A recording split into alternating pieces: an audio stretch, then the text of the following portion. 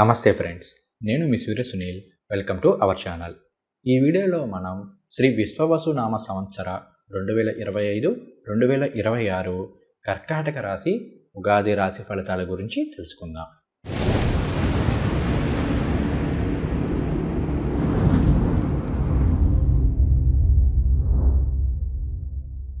కర్కాటక రాశి వారికి ఈ సంవత్సరం ఆదాయం 8, వ్యయం 2 బాగానే ఉంది. అలానే రాజ్యపూజ్యం 7, అవమానం 3. సో ఇది కూడా బాగానే ఉంది. ఈ సంవత్సరం కర్కాటక రాశి వారికి అన్ని విధాలా కూడా యోగిస్తుందని చెప్పుకోవాలి. ముఖ్యంగా అష్టమ శని ప్రభావం వెళ్ళిపోవడము, ఉగాది నుండి శని భగవానుడు భాగ్యస్థానంలో సంచారం చేస్తున్నారు కాబట్టి అష్టమ శని ప్రభావం తొలగిపోతుంది. తద్వారా గత 2.5 సంవత్సరాలుగా ఆగిపోయిన పనులన్నీ కూడా పూర్తవుతాయి. కార్యజయం ఉంటుంది. అలానే 7, 8 స్థానాల అధిపతైన శని భగవానుడు 9వ స్థానంలో సంచారం చేస్తున్నారు కాబట్టి వివాహపరమైన విషయాల్లో అనుకూలంగా ఉంటుంది. గత 2.5-3 సంవత్సరాలుగా వివాహం కోసం ఎదురు చూస్తున్న వాళ్ళకి ఈ సంవత్సరం వివాహమయ్యే అవకాశాలు ఎక్కువగా ఉన్నాయి. అలానే గురువు, రాహుకేతువుల సంచార ప్రభావం వలన ఆర్థికపరమైన విషయాల్లో చాలా వరకు అనుకూలమైన ఫలితాలు ఉంటాయి. ఇంట్లో శుభ కార్యక్రమాలు కలిసి వస్తాయి. శుభ కార్యక్రమాలకు కాస్త వ్యయం చేయాల్సి వస్తుంది. అంటే సొంతంగా ఒక ఇల్లు కొనుక్కోవడమో, సొంతంగా ఏదైనా వాహనం కొనుగోలు చేయడమో, లేదు అంటే కనుక ఇంట్లో వివాహము, సంతానానికి సంబంధించి ఇలా శుభ కార్యక్రమాలకు సంబంధించి కాస్త ధనాన్ని ఎక్కువగా ఖర్చు పెట్టే అవకాశాలని ఉన్నాయి. అలానే ఈ రాశిలో ఉన్న ఉద్యోగస్తులు కావచ్చు, వ్యాపారస్తులు కావచ్చు, ఈ సంవత్సరం చాలా బాగా ఉంటుంది. ఉద్యోగులకి కాస్త దూర ప్రాంతాలకి బదిలీలు అయ్యే అవకాశాలు ఉన్నాయి. అందులోనూ ప్రమోషన్లతో కూడిన బదిలీలు ఉంటాయి కాబట్టి అక్కడ మనం అనుకూలంగానే ఉందని చెప్పుకోవాలి. అలానే ఈ రాశిలో ఉన్న కళాకారులు వీళ్ళందరికీ కూడా చాలా అనుకూలంగా ఉంటుంది. అంటే సింగర్స్ కావచ్చు, ఆర్టిస్టులు కావచ్చు, డైరెక్టర్లు కావచ్చు, మ్యూజిషియన్స్ కావచ్చు, వీళ్ళందరికీ కూడా ఈ సంవత్సరం చాలా యోగదాయకంగా ఉంటుంది. తర్వాత రాజకీయ నాయకులకి ఈ సంవత్సరం చాలా అనుకూలంగా ఉంది. కాస్త డబ్బు ఖర్చు అయ్యే అవకాశాలు ఉన్నప్పటికీ కూడా మీకేంటి అంటే నామినేటెడ్ పోస్టులు ఇలాంటివి వచ్చే అవకాశాలు ఈ సంవత్సరం ఎక్కువగా ఉన్నాయి. అలానే ఈ రాశిలో ఉన్న మహిళలందరికీ చాలా బాగా ఉంది. ముఖ్యంగా భూమి లేదా బంగారానికి సంబంధించిన ఆభరణాలు కొనుగోలు చేసే అవకాశాలు ఎక్కువగా ఉన్నాయి. తర్వాత ఈ రాశిలో ఉన్న వాళ్ళందరూ ఒక పాయింట్ బాగా గుర్తుపెట్టుకోండి. మీరు మీ స్నేహితులకు, బంధువులు లేదా మీకు తెలిసిన వాళ్ళు అన్న ఉద్దేశంతో అడ్డుండి డబ్బులు ఇప్పించడం కానీ, లేదంటే ఏదైనా షూరిటీలు ఉండడం కానీ ఇలాంటివి మాత్రం చేయకండి. వీటి ద్వారా కాస్త ధనాన్ని పోగొట్టుకునే అవకాశాలు ఉన్నాయి. లేదంటే కొన్ని సందర్భాల్లో కోర్టు సమస్యలు ఇటువంటివి వచ్చే అవకాశాలు కూడా ఉన్నాయి కాబట్టి మధ్యవర్తిత్వం లాంటివి చేయకండి. తర్వాత ఈ సంవత్సరంలో వివాహితులకి మీ అత్తగారు, మామగారు ద్వారా ఏమైనా సహాయ సహకారాలు పొందవచ్చు. లేదా గతంలో ఒక 2-3 ఏళ్ళుగా వాళ్ళతోటి ఏమైనా విభేదాలు వచ్చి ఉంటే, మీ ఇన్లాస్ తోటి, మీ అత్తగారు, మామగారులతో ఏమైనా విభేదాలు వచ్చి దూరంగా ఉంటున్నట్లయితే ఈ కాలంలో తిరిగి కలిసే అవకాశాలు అనేవి ఎక్కువగా ఉన్నాయి. అలానే చాలా వరకు ఆరోగ్యం అనేది బాగానే ఉంటుంది. గతంలో ఏమైనా అనారోగ్య సమస్యలు ఉంటే అవి చాలా వరకు కుదుట పడతాయి. అయితే ఈ సంవత్సరం అక్టోబర్ నుండి డిసెంబర్ మధ్య కాలంలో మాత్రం హెల్త్కి సంబంధించిన విషయాల్లో కాస్త జాగ్రత్తగా ఉండండి. కొన్ని సందర్భాల్లో నోటికి సంబంధించి లేదా దంతాలకి సంబంధించి లేదా నడుము నొప్పి ఇలాంటివి కాస్త ఇబ్బంది పెట్టే అవకాశాలు ఉన్నాయి.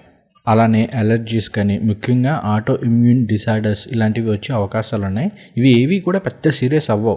అన్నీ కూడా ఔషధ సేవతోటి తగ్గిపోయినప్పటికీ కూడా హెల్త్ ఇష్యూస్ ఉంటాయి కాబట్టి కాస్త జాగ్రత్తగా ఉండాలి కాబట్టి వివరిస్తున్నాను. తర్వాత ఈ రాశిలో ఉన్న డాక్టర్లకి, లాయర్లకి చాలా అనుకూలంగా ఉంది. తర్వాత పార్ట్నర్షిప్ బిజినెస్ చేసే వాళ్ళు మాట తీరు విషయంలో కాస్త జాగ్రత్తగా ఉండండి. కొన్ని సందర్భాల్లో మీ మాట తీరు సరిగ్గా లేకపోవడం వలన బిజినెస్ పార్ట్నర్స్ మధ్య చిన్నపాటి ఇష్యూస్ వచ్చే అవకాశాలు అయితే ఉన్నాయి. అలానే కొత్తగా వ్యాపారం స్టార్ట్ చేసే అవకాశాలు ఎక్కువగా ఉన్నాయి.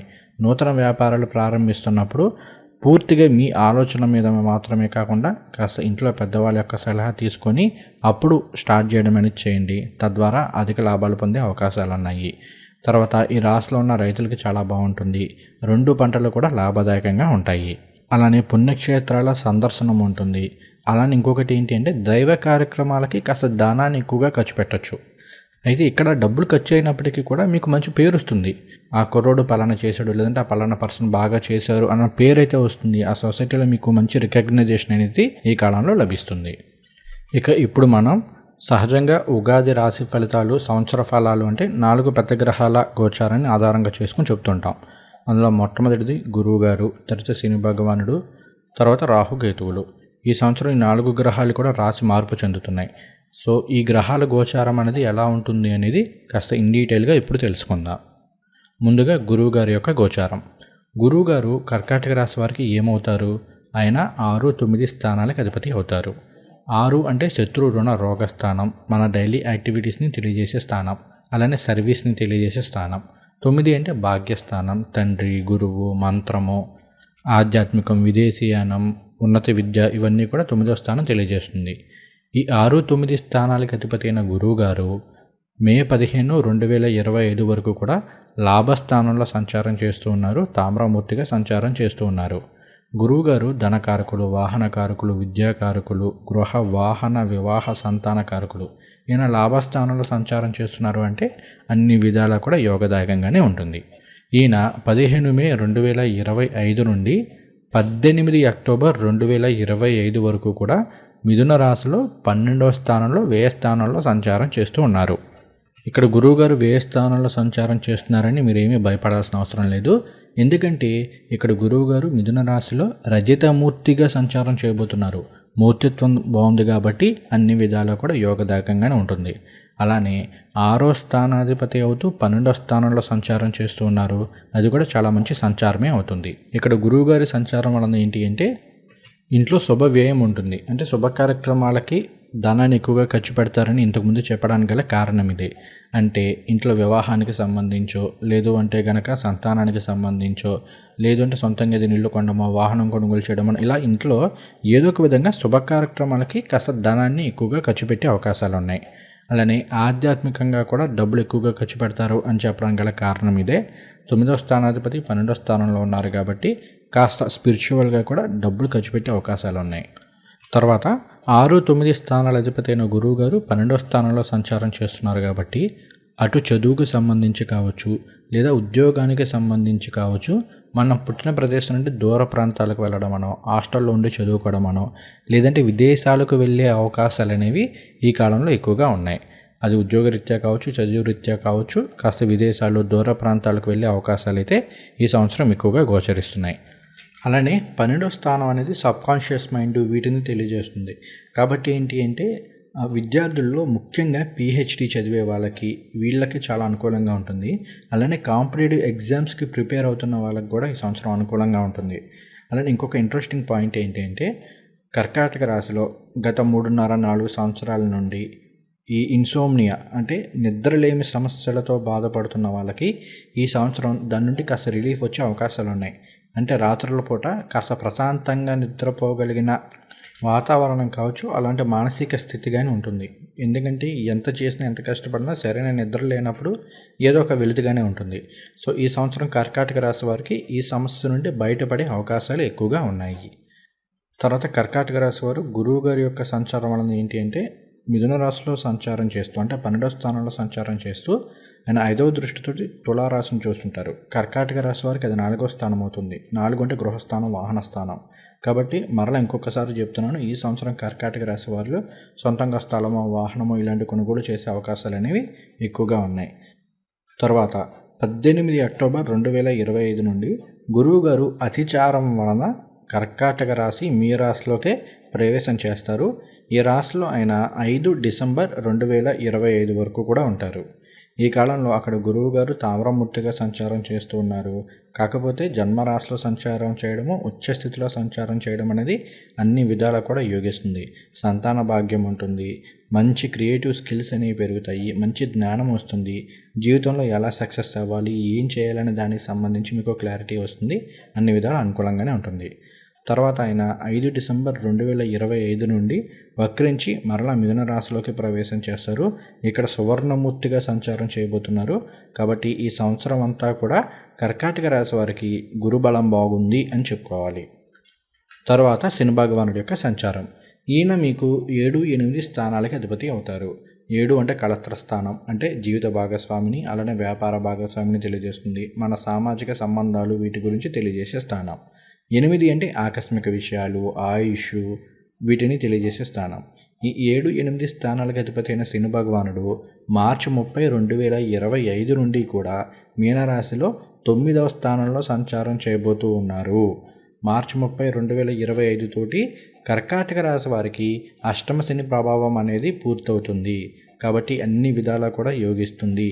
దీనికి సంబంధించి నేను ఇప్పటికే ఒక వీడియో చేశాను. భాగ్యస్థానంలో శని భగవానుడి యొక్క సంచారం కర్కాటక రాశి వారికి ఏ విధంగా ఉంటుంది అనేది ప్రత్యేకంగా ఒక వీడియో చేశాను. వీడియో చూడకపోతే ఖచ్చితంగా వీడియో చూడండి. ఆ వీడియోలో చాలా ఇన్డెప్త్గా శని భగవానుడి యొక్క గోచారం గురించి వివరించాను. అందువల్ల ఇక్కడ నేను కేవలం క్లుప్తంగా మాత్రమే వివరాలు అనేవి చెప్పబోతున్నాను. ఇక్కడ 7వ స్థానాధిపతి అయిన శని భగవానుడు 9వ స్థానం భాగ్యస్థానంలో సంచారం చేస్తున్నారు కాబట్టి వివాహపరమైన విషయాలు అనుకూలంగా ఉంటుంది. గత 2.5-3 ఏళ్ళుగా వివాహ సంబంధాలు వచ్చి వెళ్ళిపోతూ ఎప్పుడు మ్యారేజ్ అవుతుందా అని ఎదురు చూస్తున్న వాళ్ళకి ఈ సంవత్సరం మాత్రం అన్ని విధాలా కూడా యోగిస్తుంది. అలానే వివాహమయ్యి కాస్త ఎడబాటుగా ఉంటున్న భార్యాభర్తలు మరలా తిరిగి కలిసే అవకాశాలు అనేవి ఈ కాలంలో ఎక్కువగా ఉన్నాయి. అలానే 8వ స్థానాధిపతి కూడా అవుతూ మొన్నటి వరకు అష్టమంలోనే సంచారం చేశారు కాబట్టి కాస్త మీ ఇన్లాస్ తోటి, అంటే మీ అత్తగారు, మామగారు, మీ బావ, బామర్దులు సంథింగ్ వీళ్ళతోటి ఏమైనా మాట పట్టింపులు ఉండి కాస్త వాళ్ళతో మాట్లాడకుండా కలవకుండా ఉన్న వాళ్ళైతే ఈ సంవత్సరం మార్చి 30, 2025 శని భగవానుడు ఎప్పుడైతే భాగ్యస్థానంలో సంచారం చేయడం మొదలు పెడతారో ఇక్కడి నుండి మరలా మీ ఇన్లాస్తో కూడా మంచి సంబంధ బాంధవ్యాలు ఉంటాయి. అలానే ఆరోగ్యపరమైన విషయాల్లో కూడా కాస్త అనుకూలంగా ఉంటుంది. గత 2.5-3 ఏళ్ళ నుండి మిమ్మల్ని ఏమన్నా అనారోగ్య సమస్యలు బాధ పెడుతూ ఉంటే వాటికి చాలా వరకు మంచిగా ఔషధ సేవ ఏదో ఒకటి దొరకడం, తద్వారా ఆ హెల్త్ ప్రాబ్లమ్స్ అనేవి తగ్గే అవకాశాలు అనేవి ఉన్నాయి. సో ఓవరాల్గా 9వ స్థానంలో శని భగవానుడి యొక్క సంచారం చాలా వరకు అనుకూలంగానే ఉంటుంది. విద్యార్థులు మాత్రం కాస్త శ్రమ పెట్టాలి. ఎందుకంటే 9వ స్థానంలో ఉన్నత విద్యకి సంబంధించిన స్థానంలో శని భగవానుడి సంచారం జరుగుతుంది అంటే కొన్ని సందర్భాల్లో ఇక్కడ వీళ్ళు బద్దకించే అవకాశాలు ఉన్నాయి. సో మీరు ఆ బద్దకాన్ని పక్కన పెట్టి కాస్త కష్టపడినట్లయితే ఈ సంవత్సరంలో చాలా మంచిగా సక్సెస్ అయ్యే అవకాశాలు ఉన్నాయి. అలానే విదేశాలకు వెళ్ళి చదువుకోవాలి అనుకున్న వాళ్ళకి ఈ సంవత్సరం చాలా బాగా యోగిస్తుంది. అలానే విదేశాలకు వెళ్ళి ఉద్యోగాలు చేయాలి అనుకున్న వాళ్ళకి కూడా ఈ సంవత్సరం చాలా అనుకూలంగా ఉంటుంది. రాజకీయ నాయకులకు కూడా బాగుంది. 7వ స్థానాధిపతి 9లో సంచారం చేస్తున్నారు కాబట్టి రాజకీయ నాయకులకు చాలా బాగుంటుంది. అలానే మీడియాలో ఉన్న వాళ్ళకి, కళాకారులకి, వీళ్ళందరికీ కూడా చాలా అనుకూలంగా ఉంటుంది. అంటే ఒక విధంగా సోషల్ మీడియా ఇన్ఫ్లుయెన్సర్స్ కూడా ఈ సంవత్సరం బాగా యోగిస్తుందని చెప్పుకోవాలి. అలానే ఆధ్యాత్మిక ప్రయాణాలు అనేవి ఉంటాయి. ఎప్పటి నుండో వెళ్ళాలనుకుంటున్న పుణ్యక్షేత్రాల సందర్శనం ఉంటుంది. అలానే ఎవరైనా గురువుల దగ్గర నుండి మంత్రాన్ని ఉపదేశం తీసుకోవడం, వాటిని పురస్చరణ చేయడం ఇలాంటివి చేసే అవకాశాలు కూడా ఈ సంవత్సరంలో ఎక్కువగా ఉన్నాయి. సో శని భగవానుడి యొక్క సంచారం అనేది కర్కాటక రాశి వారికి చాలా వరకు యోగిస్తుందని చెప్పుకోవాలి. తర్వాత రాహుగ్రహ సంచారం. ఈయన మే 18, 2025 వరకు కూడా 9వ స్థానంలో సంచారం చేస్తూ ఉన్నారు. 9లో రాహు సంచారం పర్వాలేదు, కాస్త విదేశీయానము, దూర ప్రాంత ప్రయాణాలు, ఆధ్యాత్మిక ప్రయాణాలు ఇటువంటివి ఉంటూ ఉంటాయి. ఈయన మే 18, 2025 కుంభరాశిలో 8వ స్థానంలో సంచారం చేయబోతూ ఉన్నారు. 8వ స్థానంలో రాహు వలన ఏంటి అంటే కాస్త ఆకస్మిక ధనలాభాలు ఉంటాయి. ఇది ఒకటి ప్లస్ పాయింట్.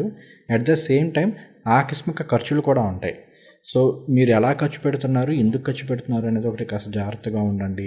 ప్రతిరోజు కూడా దుర్గాదేవి స్తోత్రాలు పారాయణ చేసుకుంటే ఈ నెగిటివ్ అనేది తగ్గి పాజిటివ్ పెరుగుతుంది. ముఖ్యంగా స్టాక్ మార్కెట్లో ట్రేడింగ్ చేసేవాళ్ళు, అంటే స్పెక్యులేషన్ బిజినెస్లో ఉన్న వాళ్ళందరూ కూడా ఈ సంవత్సరం అంతా కూడా దుర్గాదేవి ఆరాధన చేసుకోండి. అలానే లక్ష్మీ నరసింహస్వామి వారి ఆరాధన చేసుకోండి. అన్ని విధాలా కూడా యోగిస్తుంది. 8వ స్థానంలో రాహు వలన కొన్ని సందర్భాల్లో బ్యాక్ పెయిన్ కావచ్చు, చిన్న హెల్త్ ఇష్యూస్ వచ్చే అవకాశాలు ఉంటాయి. బ్లడ్కి సంబంధించి, జాయింట్స్కి సంబంధించి హెల్త్ ఇష్యూస్ వచ్చే అవకాశాలు ఉన్నాయి కాబట్టి కాస్త దుర్గా కవచము, దుర్గాదేవి స్తోత్రాలు చదువుకోవడం చేస్తూ ఉండండి. వాటితో పాటుగా మీరు తినే ఫుడ్కి సంబంధించి కాస్త జాగ్రత్తగా ఉండండి. బయట ఫుడ్ తినకపోవడం అనేది చాలా మంచిది. ఎప్పుడో ఇంకా మనకి పాసిబిలిటీ లేదు అనుకుంటే తప్ప మోస్ట్లీ వీలైనంత వరకు బయట ఫుడ్ని అవాయిడ్ చేయండి. ఏది కావాలన్నా ఇంట్లోనే వండుకొని చేసుకోవడం అనేది ఉత్తమం. అలానే మాట విషయంలో చాలా జాగ్రత్తగా ఉండండి. కొన్ని సందర్భాల్లో మీ మాట తీరు ద్వారా ఏమైనా చిన్నపాటి ఇష్యూస్ వచ్చే అవకాశాలు ఉన్నాయి. ఇక్కడ మీకు జరిగే దశాభుక్తుల్ని బేస్ చేసుకొని ఈ గొడవలు అనేవి చిన్న సమస్యలతోటి, అంటే చిన్నగా వెళ్ళిపోవచ్చు. లేదా కొన్ని సందర్భాల్లో పోలీస్ స్టేషన్లకి లేదంటే కోర్టుల దాకా వెళ్ళే అవకాశాలు ఉన్నాయి. కాబట్టి మాట విషయంలో చాలా జాగ్రత్తగా ఉండండి. అలానే డ్రైవింగ్ చేసేటప్పుడు కూడా చాలా జాగ్రత్తగా ఉండండి. మరీ ర్యాష్గా డ్రైవింగ్ చేయకపోవడం అనేది ఈ సంవత్సరం కర్కాటక రాశి వారికి ఉత్తమమైన ఫలితాలను ఇస్తుంది. తర్వాత కేతు యొక్క సంచారం. ఈయన మే 18, 2025 వరకు కూడా కన్యా రాశిలో 3వ స్థానంలో సంచారం చేస్తూ ఉన్నారు. మూడో స్థానంలో కేతు యొక్క సంచారం అనేది యోగిస్తుంది. ఈయన మే 18, 2025 నుండి సింహరాశిలో 2వ స్థానంలో సంచారం చేస్తూ ఉన్నారు. కేతువు ఆధ్యాత్మికము, మోక్షము వీటికి కారకత్వం వహిస్తారు. కాబట్టి 2వ స్థానంలో కేతు సంచారం అనేది కాస్త ఈ ఆధ్యాత్మికపరమైన విషయాల్లో డబ్బులు ఎక్కువగా ఖర్చు పెట్టే అవకాశాలు ఉన్నాయి. లేదా అన్నదానాలను, ముఖ్యంగా ఏంటి అంటే ఈ అనాథ పిల్లలకనో, వృద్ధులకనో, వృద్ధాశ్రమాల్లోనో డబ్బులు ఖర్చు పెట్టడము, అంటే వాళ్ళకి ఏదైనా సర్వీస్ చేయడము ఇలాంటివి చేసే అవకాశాలు ఉంటాయి. దీని ఒక విధంగా మనం పాజిటివ్గానే చూసుకోవాలి. అయితే 2వ స్థానంలో కేతు సంచారం వలన ఏంటి అంటే నోటికి సంబంధించి, గొంతుకి సంబంధించి, మాటకి సంబంధించి ఏమైనా ఇష్యూస్ రావచ్చు. అంటే గొంతు అనుకోండి, థైరాయిడ్ కావచ్చు, లేదంటే థ్రోట్ ఇన్ఫెక్షన్స్ కావచ్చు, నోటికి సంబంధించి, దంతాలకు సంబంధించి, చిగుళ్ళకి సంబంధించి హెల్త్ ఇష్యూస్ వచ్చే అవకాశాలు ఉంటాయి. కాబట్టి ఈ యొక్క విషయంలో కాస్త జాగ్రత్తగా ఉండండి. తర్వాత ఇంకొకటి ఏంటి అంటే రాహుకేతుల సంచారం వలన ఈ సంవత్సరంలో కర్కాటక రాశి వాళ్ళు ఏంటి అంటే ఆధ్యాత్మిక పరమైన విషయాల్లో చిన్నపాటి చిక్కుల్ని ఎదుర్కొనే అవకాశాలు ఉన్నాయి. ముఖ్యంగా కొంతమంది ప్రవచనకారులు ఉంటారు, లేదంటే సోషల్ మీడియాలో తమ దేవుడి గురించి గొప్పగా చెప్పుకునే వాళ్ళు ఉంటారు. వేరే మతాల్లో కూడా దేవ ప్రచారం వీళ్ళు చేసేవాళ్ళు ఉంటారు కదా. ఇలాంటి వాళ్ళు కాస్త జాగ్రత్తగా ఉండండి. మన సంస్కృతి, మన సనాతన ధర్మాన్ని, మన దాన్ని మనం గొప్పగా చెప్పుకోవచ్చు, అక్కడి వరకు తప్పేం లేదు. కానీ ఎదుటి మతాలని నెగిటివ్గా చెప్పాల్సిన అవసరం లేదంటే అంటే మన దేవుణ్ణి గొప్పగా చూపించుకోవడం కోసం ఎదుటో దేవుణ్ణి నెగిటివ్గా చెప్పాల్సిన అవసరం లేదు. ఇది ఒక్క విషయంలో కాస్త జాగ్రత్తగా ఉండండి. ఎందుకంటే కొన్ని సందర్భాల్లో ఇలాంటి వాటి వలన మీరు చిన్నపాటి సమస్యలు ఎదుర్కొనే అవకాశాలు ఉన్నాయి. ఈ యొక్క విషయంలో కాస్త జాగ్రత్తగా ఉండండి. సో ఇది తప్ప మిగిలిన అన్ని విషయాల్లోనూ రాహుకేతుల సంచారం కూడా అనుకూలంగానే ఉంటుంది. సో ఓవరాల్గా చూసుకుంటే కర్కాటక రాశి వారికి ఈ సంవత్సరం గత 2-3 సంవత్సరాలతో పోలిస్తే చాలా యోగదాయకంగా ఉంటుంది, చాలా లాభదాయకంగా ఉంటుంది. అన్ని వర్గాల వారికి అన్ని విధాలా కూడా యోగదాయకంగానే ఉంటుందని చెప్పుకోవాలి. ఇక ఈ సంవత్సరం కర్కాటక రాశి వారికి ఏ నెలలు అనుకూలంగా ఉంటాయి అని చూసుకుంటే 2025 జూన్, జూలై నెలలు చాలా అనుకూలంగా ఉన్నాయి. ఆగస్టు నెల అనేది కాస్త మిశ్రమ ఫలితాలను ఇస్తుంది. ఈ నెలలో హెల్త్కి సంబంధించిన విషయాల్లో కాస్త జాగ్రత్తగా ఉండండి. కొన్ని సందర్భాల్లో చిన్నపాటి వైరల్ ఇన్ఫెక్షన్స్, అంటే వైరల్ ఫీవర్ ఇలాంటివి వచ్చే అవకాశాలు ఉన్నాయి. తర్వాత సెప్టెంబర్, అక్టోబర్, నవంబర్ 3 నెలలు కూడా చాలా వరకు అనుకూలంగానే ఉంది. డిసెంబర్లో కాస్త మిశ్రమ ఫలితాలు ఉంటాయి. అటు శుభదాయకమైన ఫలితాలు ఉన్నాయి, అలానే ఇటు కాస్త ఇబ్బంది పెట్టే ఫలితాలు కూడా ఉన్నాయి. కాబట్టి ఈ విషయంలోనే కొంత జాగ్రత్తగా ఉండండి. తర్వాత 2026 జనవరి, ఫిబ్రవరి, మార్చ్ ఈ 3 నెలలు కూడా చాలా వరకు యోగదాయకంగా ఉన్నాయి.